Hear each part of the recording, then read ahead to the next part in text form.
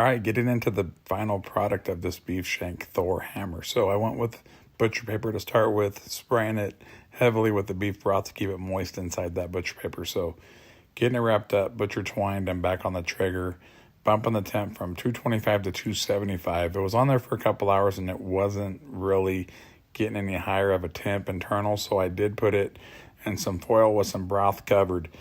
This cook had me pressed for time, so I will say I wasn't completely happy with this cook. The finished product was great. The family ended up making some killer California burritos with some shredded beef.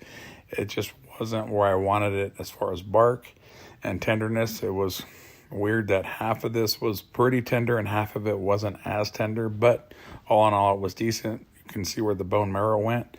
You can definitely see it shredding, but again, one thing I've learned is do not rush good barbecue.